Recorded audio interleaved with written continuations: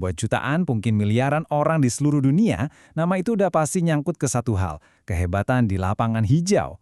Seorang legenda kan? Tapi gimana kalau saya bilang, nama ini tuh juga milik kekuatan lain.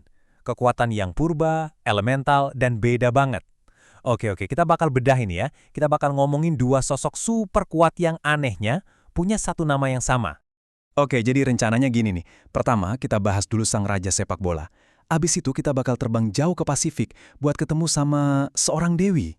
Nah, dari situ kita lihat gimana cerita-cerita kuno mereka masih hidup sampai sekarang. Terus di akhir kita bandingin deh warisan keduanya. Oke, kita mulai dari yang pertama ya. Sosok yang kayaknya semua orang kenal dan kagumi. Ikon yang benar-benar ngubah The Beautiful Game selamanya. Cuma butuh satu angka aja buat nunjukin dominasinya.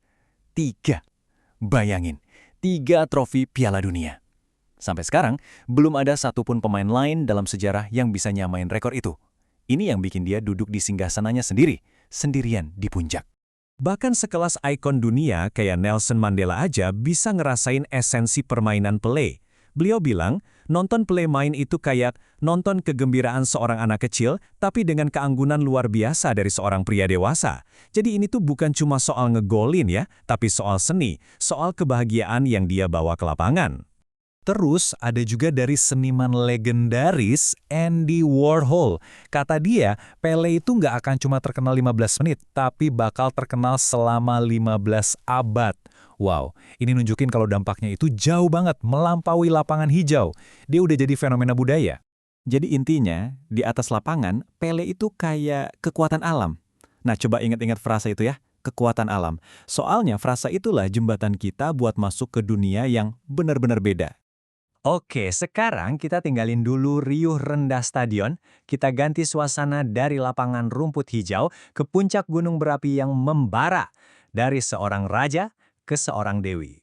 Nah, kalau tadi si pesepak bola itu kayak kekuatan alam, dewi yang satu ini adalah kekuatan alam itu sendiri.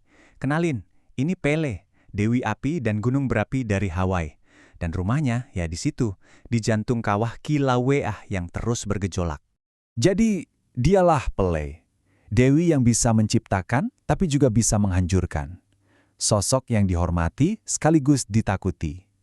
Dia punya julukan, dia yang membentuk tanah suci. Karena ya dari aliran lavanya yang panas itulah daratan-daratan baru di Hawaii lahir. Dan kepribadiannya itu, wah, kompleks banget. Dia ini bukan dewi yang lemah lembut gitu ya. Lihat aja julukannya, udah serem. Dia dikenal punya gairah yang besar, penuh semangat, tapi di sisi lain, dia juga pencemburu dan sifatnya nggak bisa ditebak. Ya, persis kayak gunung berapi. Tapi, jangan kira cerita-cerita ini cuma dongeng kuno aja ya. Pengaruh Pelé itu masih kerasa banget loh di zaman modern. Yuk kita lihat gimana caranya. Nih, salah satu cerita yang paling terkenal itu tentang Ohia dan Lehua. Jadi ceritanya, Pelé cemburu sama pasangan ini. Terus dia ngubah si cowok ganteng Ohia jadi pohon yang jelek. Kekasihnya, si Lehua, nangis terus-terusan sampai para dewa kasihan. Akhirnya, Lehua diubah jadi bunga merah yang indah di pohon itu, biar mereka bisa bareng selamanya. Tragis ya kisah cinta yang lahir dari amarah seorang dewi. Nah, sekarang kita bahas sesuatu yang mungkin kamu pernah dengar, apalagi kalau pernah niat liburan ke Hawaii.